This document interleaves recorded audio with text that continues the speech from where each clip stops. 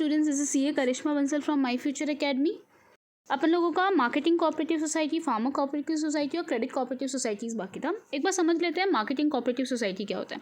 Marketing cooperative society में क्या होता है ना, बहुत सारे प्रोड्यूसर्स एक साथ आते हैं। अब ये प्रोड्यूसर्स का क्या है, ये प्रोड्यूसर ये चाहते हैं कि जो हम प्रोडक्ट बनाएं उसको हम लोग मिनिमम कॉस्ट में बना पाए और बाहर जाके मैक्सिमम प्रॉफिट करवा पाए। एक्चुअली होता क्या है, जैसे कि मैंने कोई प्रोडक्ट बनाया, अब वो प्रोडक्ट की मार्केटिंग करने में, ट्रांसपोर्टेशन करने में बहुत ज़्यादा खर्चा लग जाता है।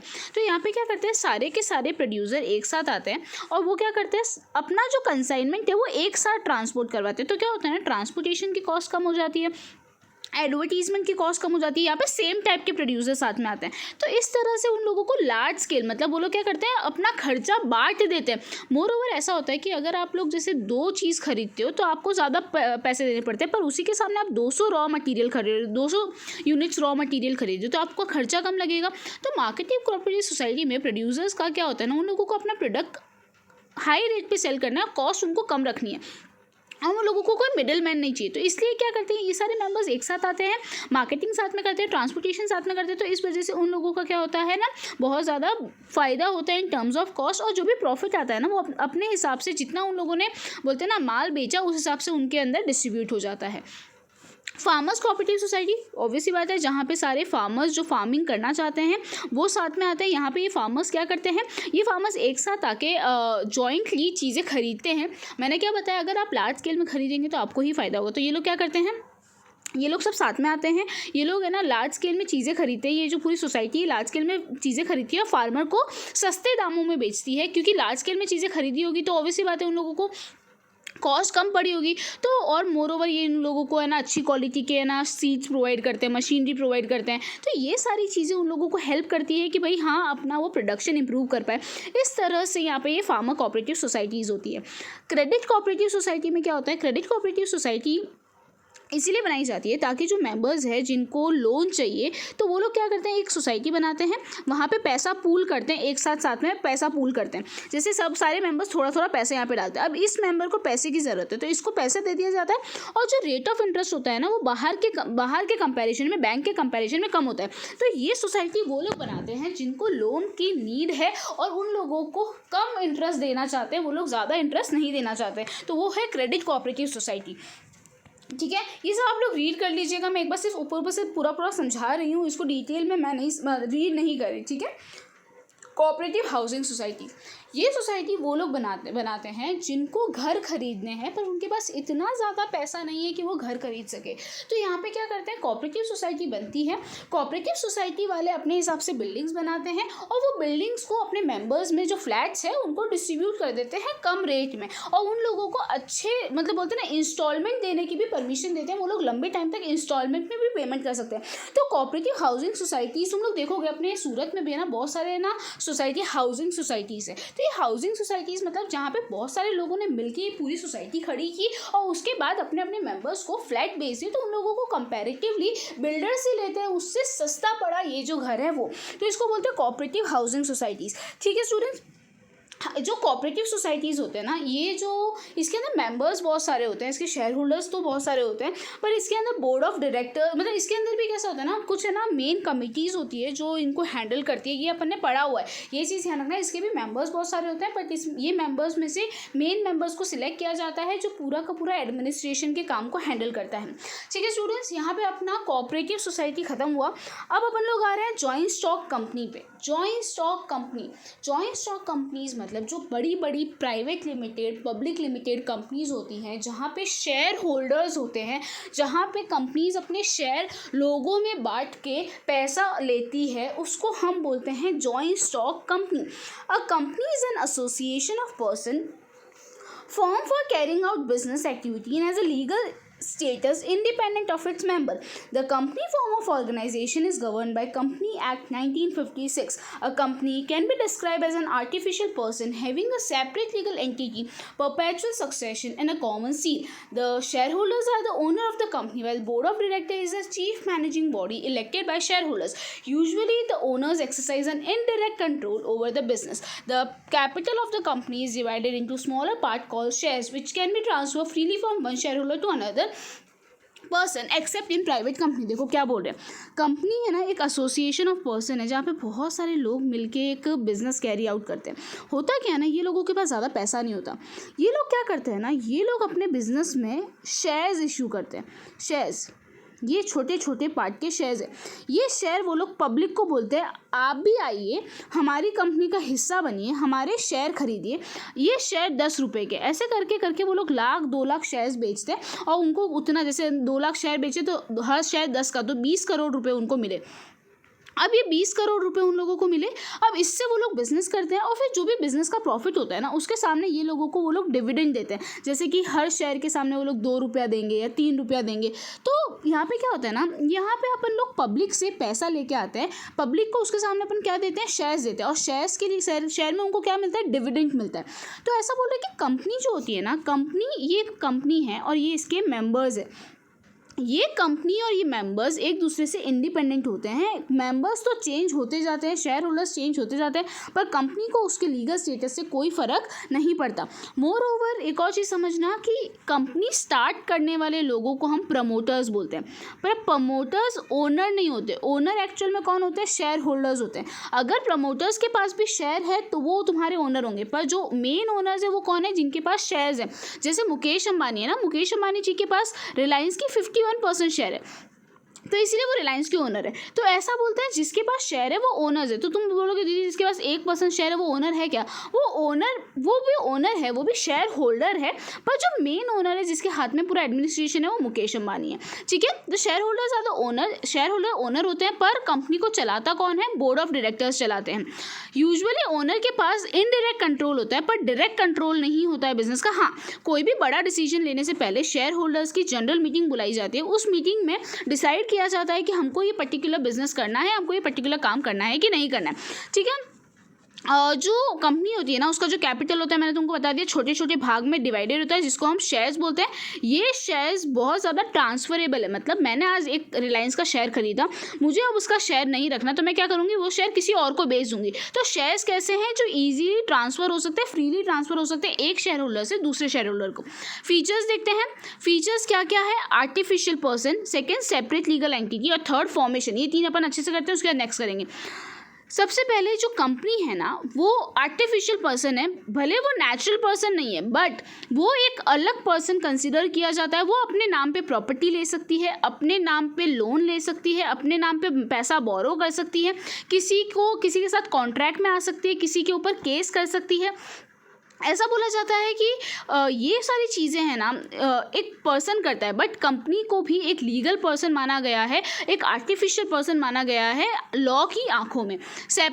ठीक है, देखो but unlike them it cannot breathe in. हाँ ऑब्वियसली बात है भाई, ये अपने नेचुरल पर्सन की जैसे खा पी नहीं सकते, but it is an artificial person. It is not a natural person but it is a artificial person. जो सारे काम जो एक पर्सन, जो एक बिजनेसमैन कर सकता है, वो ये कंपनी भी कर सकती है। सेपरेट लीगल एंटिटी, ये तो मैंने तुमको बताया था कि इसकी जो आइडेंटिटी है वो उसके मेंबर्स से अलग है। इसके मेंबर्स इसके ऊपर ऑब्लिगेशन नहीं ला सकते, इसके मेंबर्स की ऑब्लिगेशन और इसकी ऑब्लिगेशन में कुछ फ़र्क है। हाँ, अगर इसके नाम पे इसके मेंबर ने कुछ किया है तो उसके ऊपर ऑब्लिगेशन आएगी, बट दोनों अलग अलग होते हैं। कंपनी और मेंबर यहाँ पे अलग अलग होते हैं। सोल प्रोप्राइटरशिप में और पार्टनरशिप में ऐसा नहीं होता, जबकि यहाँ पे ऐसा है।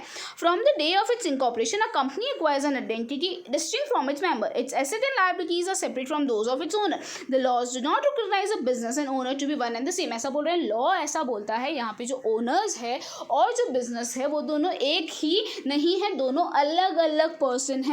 ठीक है, आते हैं फॉर्मेशन पे। देखो किस तरह से एक कंपनी को फॉर्म किया जाता है, यहाँ पे ये बात कर रहे हैं। एक कंपनी को फॉर्म करना बहुत कॉम्प्लेक्स प्रोसेस है।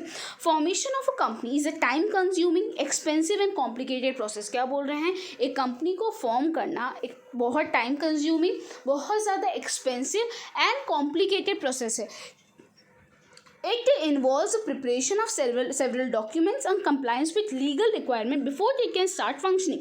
Registration of companies compulsory as provided under Indian Companies Act 1956. ऐसा बोल रहे हैं कि इसका फॉर्मेशन में बहुत ज़्यादा टाइम लगता है, इसके फॉर्मेशन में बहुत ज़्यादा कंप्लायंस रिक्वायरमेंट है, लीगल रिक्वायरमेंट है जो आपको फुलफिल करना पड़ता है। अगर आप एक कंपनी ओपन कर रहे हैं तो आप बिना रजिस्ट्रेशन के कंपनी ओपन नहीं कर सकते। एक कंपनी अगर रजिस्टर्ड नहीं है तो वो लीगल कंपनी नहीं है। जैसे कि पार्टनरशिप में रजिस्ट्रेशन रजिस्ट्रेशन कंपल्सरी नहीं है, बट इसके अंदर रजिस्ट्रेशन कंपल्सरी है। इंडियन कंपनीज एक्ट अब 2013 आ चुका है, यहाँ पे 1956 लिखा हुआ है वो ठीक है, पर अब 2013 एप्लीकेबल है। Fourth, perpetual succession. Perpetual succession मतलब जिसको दूसरे मेंबर्स या शेयर होल्डर की डेथ से फ़र्क नहीं पड़ता, वो चलता जाता है और चलता ही जाता है। A company being a creation of law can be bought to the end only by law. It will only cease to exit when a specific procedure for its closure और वाइंडिंग अप इज कंप्लीटेड। ठीक है, ऐसा बोल रहे हैं कि भाई company जो है ना लॉ से बनती है, तो इसको बंद करने के लिए किसी की डेथ वेथ नहीं होगी, भाई डेथ हो तो हो, इस कंपनी को फ़र्क नहीं पड़ता। कंपनी को बंद करने के लिए लीगल फॉर्मेलिटीज़ लगती है और वो पूरा प्रोसीजर जिसको हम वाइंडिंग अप बोलते हैं वो ख़त्म होने के बाद ही एक कंपनी बंद की जा सकती है। आगे आते हैं control. Management and control of the affairs of the company is undertaken by board of director, which appoints the top management officials for running the business. The director hold a position of immense significance that they are directly accountable to the shareholder for the working of the company. The shareholder, however, do not have the right to be involved in day-to-day running of the business. Control जो होता है, वो जो management का पूरा control होता है वो बोर्ड ऑफ डायरेक्टर्स के हाथ में होता है, जो टॉप मैनेजमेंट का पार्ट होते हैं। ऐसा बोल रहे हैं कि ये लोग डे टू डे बिजनेस को किस तरह से चलाना है वो ये लोग डिसाइड करते हैं। ये लोग आंसरेबल है शेयर होल्डर को। अगर कुछ भी कंपनी में गड़बड़ होती है तो जो शेयर होल्डर है, जो ओनर्स है, वो आके किसका गला पकड़ेंगे? वो बोर्ड ऑफ डायरेक्टर्स का गला पकड़ेंगे। तो बोर्ड ऑफ डायरेक्टर एक बहुत ज़्यादा अकाउंटेबल बोलते हैं ना पोजीशन है, जहाँ पे उन लोगों को किसको अकाउंटेबल होना पड़ता है? शेयर होल्डर्स, मतलब उनको आंसर देना पड़ता है। Shareholders day to day activity में पार्टिसिपेट नहीं कर सकते। डे टू डे एक्टिविटी का डिसीजन लेने की जो पूरी अथॉरिटी है वो बोर्ड ऑफ डायरेक्टर्स के पास है। आगे लायबिलिटी यहाँ पे मेंबर्स की लिमिटेड है। मेंबर्स ने जितना पैसा कंट्रीब्यूट किया है उतना ही उनकी लायबिलिटी होगी। क्रेडिटर्स को शेयर होल्डर से उतना ही पैसा मांगने का हक है जितना उसने कैपिटल इन्वेस्टमेंट किया है। उसके अलावा का जो उसका पैसा है वो कंपनी की एसेट बेच के ले सकता है, बट वो मेंबर्स से मांग नहीं सकता। देखो, the liability of the members is limited to the extent of capital contributed by them in a company.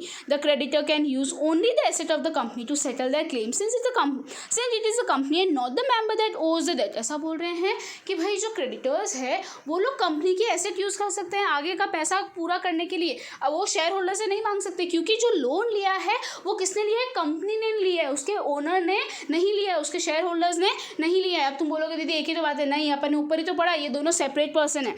ठीक है, the member can be asked to contribute the loss only to the extent of the unpaid amount of shares held by them. Suppose Akshay is a shareholder in a company holding 2,000 shares of ₹10 each, on which he has paid 7 per share. His liability in the event of loss of company to pay can only be 6,000. देखो क्या बोल रहे हैं कि अक्षय है ना, उसने 2,000 share लिए जिसकी प्राइस 10 रुपये, उसने अभी तक कंपनी को 7 रुपये पे कर दिया। हुआ क्या, सडनली कंपनी की फाइनेंशियल पोजीशन थोड़ी ख़राब हो गई, क्रेडिटर पैसे मांगने आया। तो क्रेडिटर क्या बोलेगा कि देख भाई अक्षय, तेरे से मेरे को 3 रुपये ही लेना बाकी है। तेरी जो लायबिलिटी है ना कितनी है? तेरा जितना कैपिटल है, तेरे को 10 रुपये पे करना था, तूने 7 रुपये पे किया।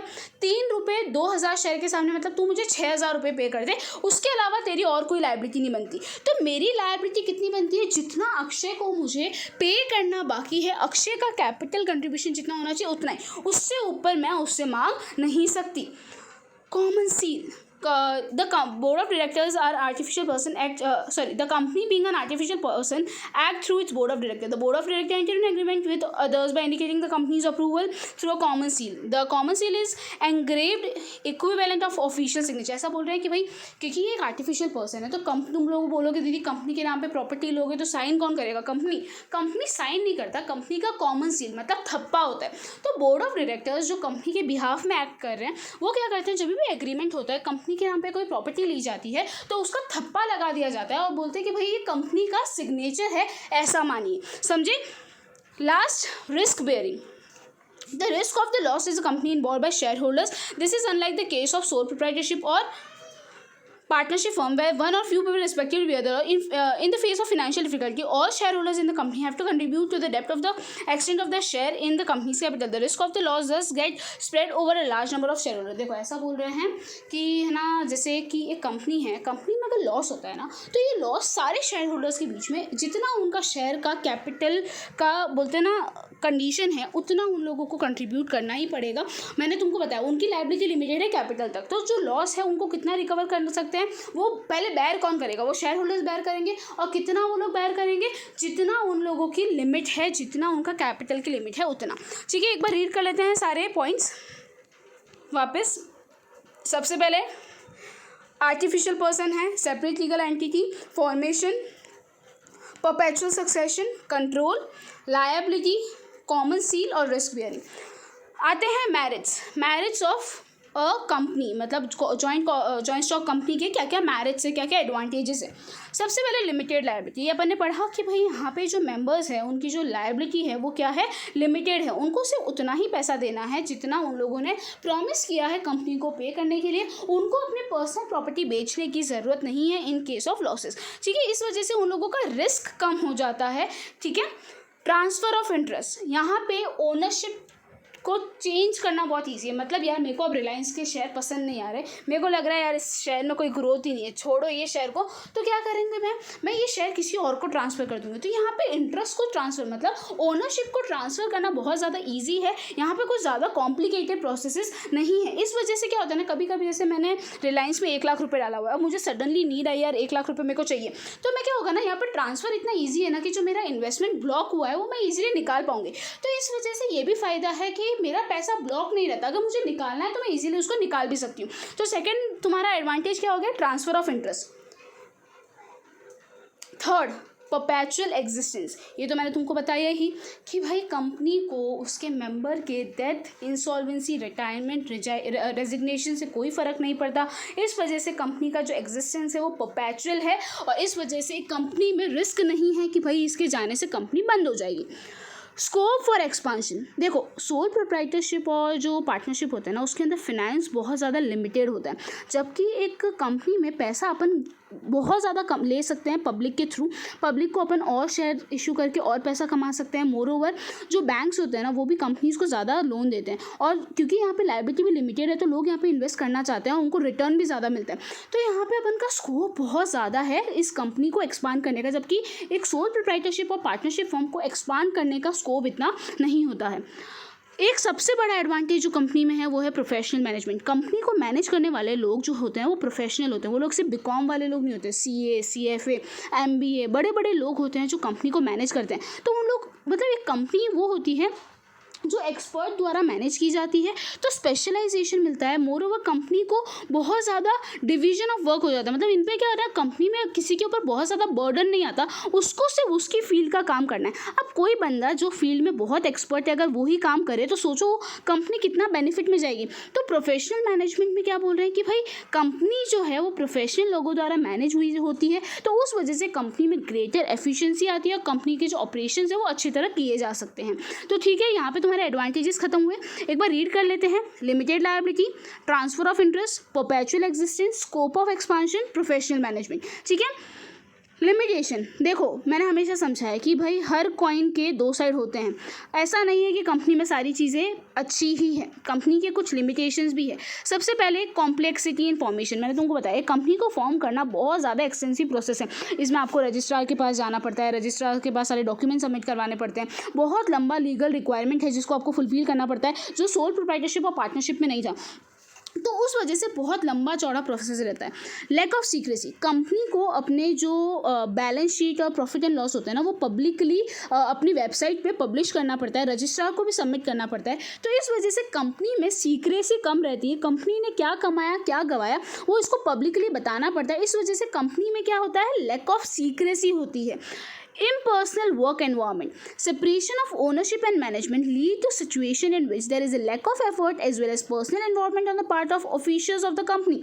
The large part of the company further make it difficult for the owner and the top management to maintain personal contact with the employees, customers and creditors. देखो यहाँ पे जो एनवायरनमेंट होता है ना बहुत इम्पर्सनल होता है। जैसे कि कोई कस्टमर है, वो कस्टमर का ओनर कौन है उसको पता ही नहीं होता। कस्टमर जाके खरीद के आ रहा है, ओनर कौन है कौन नहीं है उसको पता ही नहीं है। तो क्या होता है ना, यहाँ पे जो पर्सनल टच मिलना चाहिए ना प्रोडक्ट खरीदते टाइम वो नहीं मिलता है। मोर ओवर बिकॉज इतना बड़ा बिजनेस है, यहाँ पे ओनरशिप और मैनेजमेंट सेपरेट है, तो बोलते हैं ना एक पर्सनल इन्वॉल्वमेंट होना, बोलते हैं ना मेरे को ऐसा लगता है मैं ओनर थोड़ी हूँ, मैं तो सिर्फ मैनेज ही कर रहा हूँ ना इस बिजनेस को, प्रॉफिट होगा तो होगा, मेरे को तो मेरी सैलरी मिल रही है। तो इस वजह से क्या होता है ना, वो इतने एफर्ट्स कभी कभी लोग नहीं लगाते हैं इस कंपनी को डेवलप करवाने में। मोर ओवर जो क्रेडिटर्स होते हैं, जो एम्प्लॉयज़ होते हैं, उन लोगों को इतना पर्सनल फीलिंग नहीं आता, क्योंकि उन लोगों का सिर्फ बात होता है मैनेजमेंट वालों से, इन लोगों को ओनर कौन है उससे बात नहीं होती। जैसे कि मुकेश अंबानी, अब क्रेडिटर्स जिससे मुकेश अंबानी ने लोन लिया, जिससे रिलायंस ने लोन लिया, ज़रूरी नहीं है उसने भाई मुकेश अंबानी से बात की हुई होगी।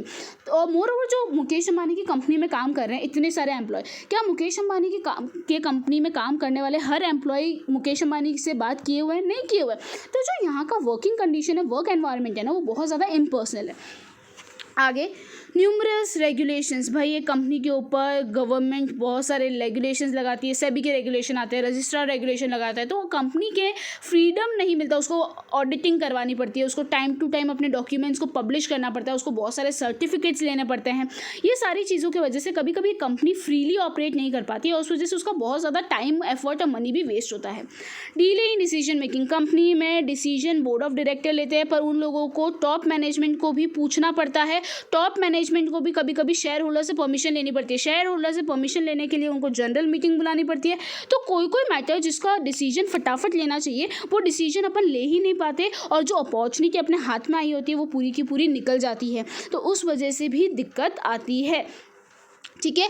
ओलिगार्किक management, in theory a company is a democratic institution where in the board of director are representative of the shareholder who are the owner. In practice how in most large stage organization having a multitude of shareholders, the owner have minimal influence in terms of controlling the running. It is so because the shareholders are spread all over the country and very small percentage attend the general meeting. The board of directors such enjoy considerable freedom in exercising their power, which they sometimes use contrary to the interest of the shareholder. Dissatisfied shareholders in such a situation have no option but to sell their shares and exit the company. As the director virtually enjoy the right of take all decision, it leads to rule by few, ऐसा बोल रहे हैं। देखो ओलिगार्किक management मतलब कि यहाँ पे क्या होता है ना, शेयर होल्डर्स के पास पावर है कुछ डिसीजन लेने के लिए, बस जो शेयर होल्डर होते हैं ना वो कंपनी के, कंट्री के अलग अलग हिस्सों में बोलते हैं ना बिखरे हुए। अब मैंने एक जनरल मीटिंग बुलाई, अब जनरल मीटिंग बुलाने के लिए 14 दिन की नोटिस देनी पड़ती है, वो ठीक है, पर ज़रूरी नहीं है हर बंदा इस जनरल मीटिंग को अटेंड कर पाए। क्या होता है ना कि कभी कभी सारे शेयर होल्डर्स ये जनरल मीटिंग अटेंड नहीं कर पाते, तो ज़्यादा के बोलते हैं ना मोस्ट ऑफ जो डिसीजन मेकिंग अथॉरिटी आती है ना वो पूरी की पूरी बोर्ड ऑफ डायरेक्टर्स के हाथ में आ जाती है। तो कोई डिसीजन जो शेयर होल्डर शायद नहीं चाहते थे कि ऐसा डिसीजन ना लिया जाए, पर बिकॉज वो लोग अटेंड नहीं कर पाए तो बोर्ड ऑफ डायरेक्टर अपने हिसाब से वो डिसीजन ले लेते हैं। तो शेयर होल्डर्स के पास कोई ऑप्शन नहीं बचता, उन लोगों को कंपनी के शेयर बेच के किसी और को देके निकल जाना पड़ता है। तो ऐसा बोलते हैं कि यहाँ पे ओलिगार्किक मैनेजमेंट है, मतलब यहाँ पे बोर्ड ऑफ डायरेक्टर के पास कभी कभी बहुत ज़्यादा क्या आ जाता है, पावर आ जाता है, जो कभी कभी वो मिसयूज़ कर सकते हैं। कॉन्फ्लिक्ट ऑफ इंटरेस्ट, भाई इतने सारे लोग हैं तो कॉन्फ्लिक्ट ऑफ इंटरेस्ट तो होता ही है ना। जैसे कि कंपनी बोलती है कि हमको बेटर हमको हमारा प्रॉफिट कमाना है, एम्प्लॉय बोलता है हमको सैलरी अच्छी चाहिए। तो ऐसा बोल रहे हैं कि यहाँ पे इतने सारे लोग हैं तो सबका जो इंटरेस्ट है, जो बोलते हैं ना बेनिफिट का पॉइंट है, वो एक दूसरे के साथ कॉन्फ्लिक्ट करेगा। तो कभी कभी जो डाइवर्स इंटरेस्ट है ना उस वजह से जो कंपनी को मैनेज करना है ना वो बहुत ज़्यादा डिफिकल्ट हो जाता है। एम्प्लॉयज़ को सेटिस्फाई करना, हर चीज़, देखो यहाँ पे इतने सारे लोग इन्वॉल्व है, हर बंदा अपना सोचेगा। ये भाई कस्टमर बोलेगा मुझे कम प्राइस में कुछ चाहिए, ये भाई एम्प्लॉय बोलेगा मुझे हायर सैलरी चाहिए, क्रेडिटर बोलेगा मुझे हायर इंटरेस्ट चाहिए, कंपनी बोलेगी मुझे हाई प्रॉफिट कमाना है। तो यार ये सारी चीज़ें एक साथ कैसे होगा? कॉन्फ्लिक्ट ऑफ इंटरेस्ट की वजह से बहुत ज़्यादा डिस्प्यूट्स होंगे कंपनी के बीच में, और उस वजह से क्या होगा, कंपनी को मैनेज करना कभी कभी डिफिकल्ट हो जाएगा। तो ठीक है, एक बार लिमिटेशंस देख लेते हैं सारे। सबसे पहले complexity information, lack of secrecy, impersonal work environment, numerous regulation, delay in decision making, oligarchic management, and last is conflict of interest। ठीक है स्टूडेंट्स, ये बात यहाँ पे ख़त्म करते हैं। नेक्स्ट पार्ट में अपन टाइप्स ऑफ कंपनी करेंगे।